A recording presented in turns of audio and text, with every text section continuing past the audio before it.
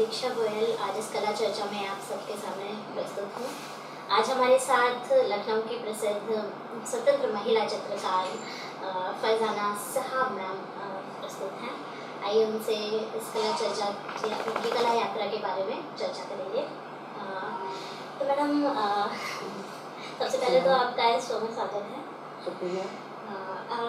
हमारे दर्शकों को ये बताइए कि आपकी कला यात्रा कब से प्रारंभ हुई और आपको इसकी प्रेरणा कहाँ से मिली? कला यात्रा तो हमारी बहुत पहले ही शुरू हो गई थी और जब मेरा जन्म प्रयागराज में हुआ और मेरी स्कूलिंग भी वहीं पर हुई और उसके बाद जब मेरी शादी हो गई और 2 बच्चे हो गए, लेकिन उस दौरान मेरी पढ़ाई जारी रही, पढ़ाई करते रहे, ग्रेजुएशन किया, पोस्ट ग्रेजुएशन किया और उसी दौरान बीच में जो भी समय मिलता था तो कहीं ना कहीं कुछ कला मैं अपना करती रहती थी। जो भी समय मिलता था उसी गृहस्थी के साथ साथ उसको करते रहते थे। तो उसके बाद जो है फिर मुझे लगा कि कुछ और भी मुझे इसमें करना चाहिए, तो मैंने ललित कला अकेडमी से एक कोर्स भी करा वहाँ से और उसके बाद और समय मिला तो मैं लंदन गई तो वहाँ पर वर्कशॉप नेशनल आर्ट गैलरी में वर्कशॉप भी मैंने करा है इसमें पेंटिंग को लेकर। आप अपने कला विषय का चुनाव किस प्रकार करते हैं? अपनी पेंटिंग्स के बारे में कुछ बताइए। मुझे आसपास जो है तो नेचर बहुत पसंद है। प्रकृति जो है वो अपनी तरफ लुभाती है, उसके कलर्स उसके तरह तरह के जो नेचुरल ब्यूटी है वो खींचती है। इसके अलावा मैं खुद एक विमेन हूँ, तो विमेन के तमाम पहलू होते हैं कि विमेन जो है वो मल्टीटास्किंग विमेन है। अब आज की महिला जो है वो बहुत ही सशक्त महिला है, कंटेम्प्रेरी महिला मुझे लगती है कि अगर वो एक तरफ घर भी देख रही है तो अपना जो है प्रोफेशन भी उसको अच्छे से संभाल रही है, अच्छे से मैनेज कर रही है। तो मेरी थीम में यही था कि उसका बहुत डिलेमा भी है, परेशानियाँ भी उसमें हैं, लेकिन वो उससे निकल भी रही है, अपना वर्क भी कर रही है। तो उसमें उसके सारी विमेन के पहलू को मैंने अपनी पेंटिंग्स को दिखाने की कोशिश करी। क्योंकि मैं लखनऊ में बहुत रही हूँ तो इसलिए लखनऊ के बिल्डिंग, यहाँ की गलियाँ, यहाँ का जो कल्चर था वो मुझे बहुत प्रभावित करता था, वो मुतासिर करता था। तो मैंने उसकी भी मैंने सीरीज़ बनाई है, ख्वाब सा एक शहर लखनऊ का, जो यहाँ ललित कला अकेडमी में मेरा सोलो शो हुआ था। तो इस कला यात्रा से जुड़ने के बाद आपको अपने अंदर क्या बदलाव महसूस हुए? एक तो पूरा व्यक्तित्व ही बदल गया। एक कंटेनमेंट होता है, आपको एक खुशी होती है, एक सेटिस्फेक्शन होता है कि ब्रेक द बायस। जो एक ब्रेक था ना कि आर्ट कला महिलाओं के लिए ऐसा नहीं है, तो उसको तोड़ के आप आगे बढ़े, आप बाहर निकले घर से, एग्जीबिशंस करिए, लोगों से मिले, कलाकारों से मिले।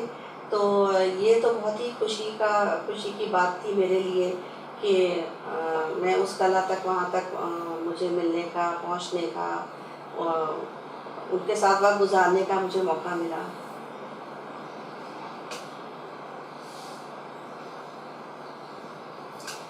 एक गृहिणी होते हुए आपको किस तरह की चुनौतियों का सामना करना पड़ा इस फील्ड में और कैसे वक्त निकालते हैं इसका? देखिए ऐसा है कि गृहिणी का देखिए मेरी शादी बहुत जल्दी हो गई थी और बच्चे हो गए तो जिम्मेदारियां तो बहुत थी और उसमें से वक्त निकालना ये था कि बस हमने एक अपना गृहिणी का जीवन और घर का और एक अपना पैशन कैसे हम पूरा करें। तो आपके मेरे दिमाग में हमेशा रहता था कि मुझे ये करना है। थोड़ा वक्त मिला तो ये कर लिया, फिर वक्त मिला कर लिया, मैनेजमेंट पूरा इस तरह से करते थे। लेकिन ये है कि आप कर सकते हैं, ऐसा नहीं है कि आप घर देख रहे हैं। तो बहुत सी महिलाएं कहती हैं कि मेरे पास तो समय ही नहीं है, मेरे बच्चे हैं, हस्बैंड हैं। तो ऐसा नहीं है, आप कर सकती हैं, इतना समय रहता है कि उसी में से समय निकालिए, अपना अपना पैशन फॉलो करिए, घर भी देखिए, कोई निगलेक्ट नहीं करिए, घर उसको भी करिए और वो भी आप कर सकते हैं। अगर आप चाहेंगे, जहाँ चाहे वहाँ राह है, जैसा आप सोचेंगे वो आपको वो कदम खुद ब खुद फिर आपको आगे ले जाएगा।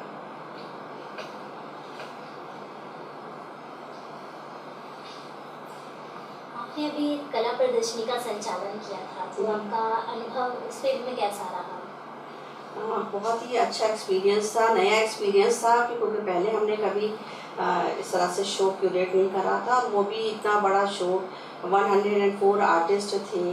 तो उन आर्टिस्ट का वर्क कैसे लगाना है, क्या थीम रहेगी, हमने विमेन थीम रखी थी, और उसमें हमने उस विमेन थीम उसको एज अ क्यूरेटर 9 हिस्सों में बांट दिया था। जब आर्टिस्ट की पेंटिंग्स आई तो वो जो अलग अलग रस होते हैं ना, कि उसके इमोशंस थे, कि उसके पेन भी है लेकिन उसकी सक्सेस भी है, और सोशल इश्यूज भी थे विमेन के जो होते हैं, उसको हमें अलग अलग क्राइटेरिया में अलग करके और उसको क्यूरेट करा। और बहुत बड़ी जिम्मेदारी भी होती है कि आर्टिस्ट अपनी पेंटिंग भेज रहे हैं, उनको सही से वो लग जाए गैलरी में, और फिर वापस वहाँ उनको देना, उनका कैटलॉग, उनका सर्टिफिकेट, सब चीज़ों का। तो बहुत ही अच्छा एक्सपीरियंस था, उनसे मिलने का मौका भी मिला, और ग्लोबल आर्टिस्ट भी थे उसमें, इंडिया के तो थे। अगर इस तरह आगे कुछ नवोदित चित्रकार अगर आपसे अपनी प्रदर्शनी का संचालन करवाना चाहें तो आप मुझे बहुत खुशी होगी, क्योंकि जो आर्टिस्ट होता है अगर वो कहीं कुछ अपनी सोसाइटी को कुछ दे सकता है तो ये इसी तरह से दे सकता है कि छोटे छोटे कदम आप उठाइए, आप संचालन करिए, क्यूरेट करिए, या ऐसे शो कराइए जिसमें ये अपकमिंग आर्टिस्ट आगे आ पाए। कैसे आएंगे? इसी तरह से तो आएंगे कि आप उनको आगे लाइए। अपने प्रदर्शनियों और पुरस्कारों के विषय में कुछ बताइए। हमारी एग्जीबिशंस यहाँ पर हमने सोलो एग्जीबिशन भी करी और ग्रुप एग्जीबिशंस भी करी, पूरे इंडिया में करी, और हमने लंदन में भी करा। तो उसमें काफ़ी जैसे होता है कि एग्जीबिशंस करते हैं तो पुरस्कार वगैरह मिलते हैं, लेकिन एक गवर्नर का हमको एक मिला वीरांगना सम्मान वुमेन्स डे के ऊपर। तो बहुत खुशी हुई कि जो आप वर्क कर रहे हैं वो रिकॉग्नाइज हो रहा है, पहचाना जा रहा है। आप महिला चित्रकारों को क्या संदेश देना चाहेंगे? हम यही देना चाहेंगे कि एक शेर हम बोलना चाहिए, तेरे माथे पे यह आंचल बहुत खूब है, लेकिन तू इस आंचल से एक परचम बना लेती तो अच्छा था। मतलब अब आप इससे जो आपको मिला हुआ है, जिस सिचुएशन में आप हैं, उससे परचम बनाइए, झंडा बनाइए और उसको आगे ले जाइए। ये कहना चाहिए। अपना वर्क करते रहिए, रुकिए नहीं।